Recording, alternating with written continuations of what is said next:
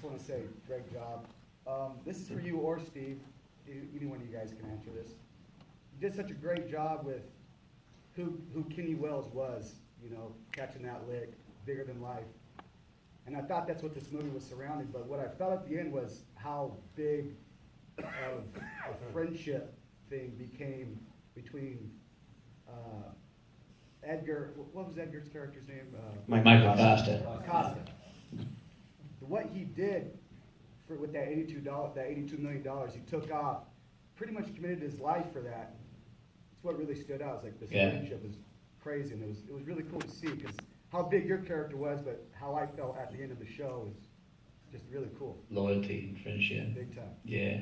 I watched the first half of it, and Steve come in. Look, Edgar and I, and Steve and I talked about it somewhat as well, but really, if you unpack what keeping a secret is really about, and we all heard secrets and shared secrets, and what we usually do, if you keep a really good secret, you don't say anything to anyone, but if you get off alone with that person in private and you bring it up, you might have a chat about the thing.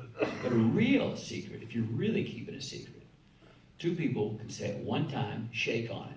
And it doesn't matter if it's 50 years later and you find yourself in a 10-foot dinghy in the middle of the Pacific Ocean with two wooden oars and no electricity. If one person and the other person, the secret's between, brings up that secret, if it's really kept, that other person goes, I don't know what you're talking about. That's really keeping a secret. And Edgar and I shook on that early and said, that's it. And never spoke another word, nor will we ever again. Which is that kind of loyalty I think you're talking about.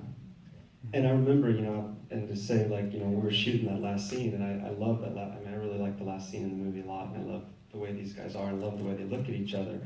And for me, and like all the like filmmaking, you know, that was going on with Elswit, you know, we were trying to create this sense of, you know, that you would feel the dream. You know, we went back to 35 millimeter film. We lit it. We saturated it a certain way.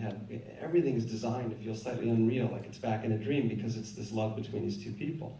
And we got to that last moment, and we were working on it on the set. And Teddy came over and he said, you know, he said this great thing to me, because you get, you know, when you're working and you're like doing all this stuff, he came to me and said, you know, I think this moment is about the honoring of this friendship. I think it's about the honoring of this friendship. And, you know, remember we talked about that, and we were all just like, God, we all got really moved, you know, and then, you know, that's when we did it, you know, and that's what's up there. So I hope it's complex, you know, I think it's interesting. It was really interesting that day, working on the scene, which was not as easy as I thought it was going to go, because that, yeah, there were two scenes in the film where some blood was drawn, and that was one of them. With love, absolutely. But I mean, that I remember how that ends. There's 5 other takes to use that make a completely different resolution, make it a completely different experience. So everything led up to, so much of the movie is front loaded with what is that moment there for to answer these questions that we're having right now.